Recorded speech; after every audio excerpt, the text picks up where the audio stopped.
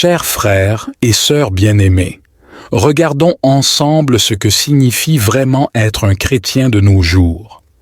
La parole de Dieu nous guide dans la première épître de Pierre, chapitre 2, verset 21. Car c'est à cela que vous avez été appelés, parce que Christ aussi a souffert pour vous, vous laissant un exemple afin que vous suiviez ses traces. Oui, Christ a souffert pour nous et nous a laissé un modèle à suivre. Mais comment cela se traduit-il dans notre vie quotidienne? Voyons de plus près ce que cela implique pour nous en tant que disciples du Christ. Dans Luc 9, verset 23, Jésus nous exhorte « Si quelqu'un veut venir après moi, qu'il renonce à lui-même, qu'il se charge chaque jour de sa croix et qu'il me suive. » Cela signifie être prêt à persévérer malgré les défis, à suivre les pas de Jésus, à croire en lui, à s'aligner sur son exemple et, si nécessaire, à endurer des épreuves, voire à sacrifier pour notre foi en lui. Prendre sa croix chaque jour, c'est vivre en communion avec Dieu, s'immerger dans sa présence et bâtir une relation intime avec le Seigneur. Comment cela se manifeste-t-il? Cela prend la forme de la prière. Jésus lui-même priait régulièrement. Il se retirait dans la tranquillité pour communiquer avec le Père. Même ses disciples ont demandé à Jésus de leur enseigner comment prier.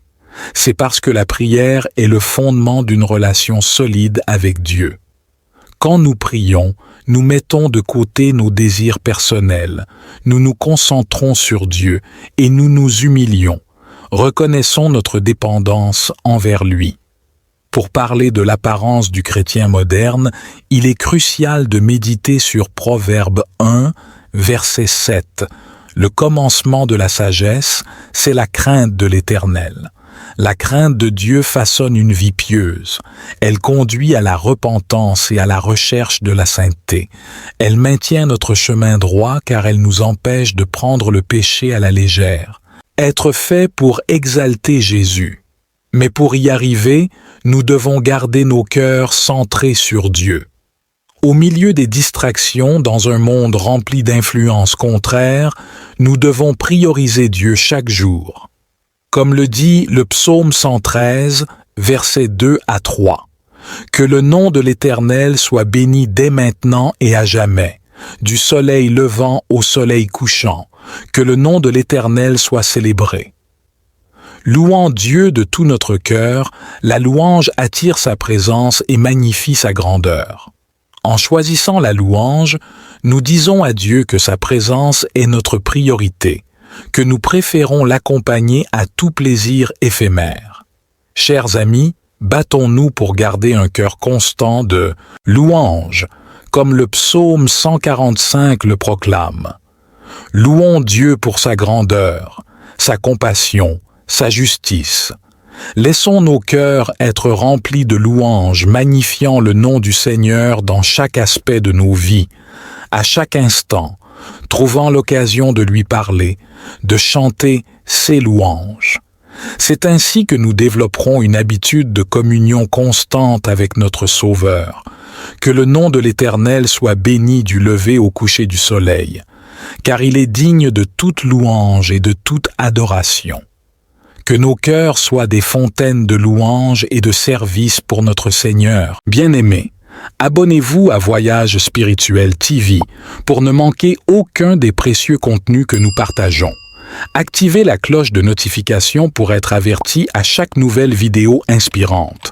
Et surtout, n'hésitez pas à liker.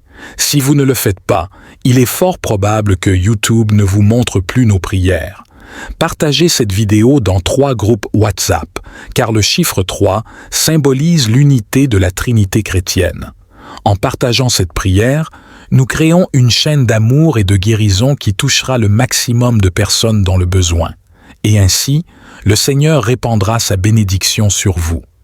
Je vous encourage également à explorer notre chaîne YouTube, Voyage Spirituel TV, où vous trouverez des contenus enrichissants et inspirants pour nourrir votre cheminement spirituel. Que la grâce divine accompagne chacun de vos partages, dans l'espoir que cette vidéo puisse toucher les cœurs et les esprits de nombreuses personnes. Merci de votre soutien et que cette diffusion trouve un écho positif dans le cœur de ceux qui la recevront. Que le bon Dieu vous bénisse.